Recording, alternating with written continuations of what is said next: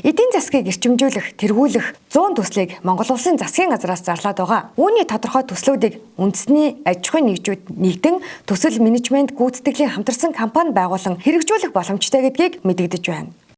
Худалдаа аж үйлдвэрлэл эрхлэгчдийн зөвлөлийг улсын хурлын даргын дэргэд улсын хурлын дэргэд ингэж байгуулж байна. Энэ дээр энэ бодлогоо бол та бүхэн солилцож явах нэ.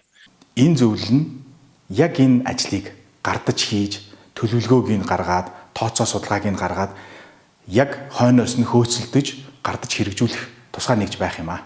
Том төслүүдэд хөдөлгөх цаг нь болсон. Тодорхой хэмжээний их өсрэлтийн бодлогыг тавьж байна. Эрчимтэй хөгжлийн тухай ярьж байна. Төр засгаас итгэл хүлээлгэж бизнесэндээ энд нь бидээс эндээс нь тодорхой хэсгийн ачааг нь өрөөд тодорхой хэсэг эдийн засгийг сэргэхэд аваад явъя. Одоо наацхан тэр 100 төслөөс чинь 10-ын юм уу. За эхлээд ядаж 5 төслийг аваад явахад эдийн засаг хэдэн хувиар өсөх тийм тооцоо судалгаа одоо хөдөлтааны хэмжээр гарцсан байна л да. Бид Монгол улсын эдийн засаг бах байдагтаа сайхан байгаасаа л гэж бодоод энийг бүгд талаар дэмжиж байгаа.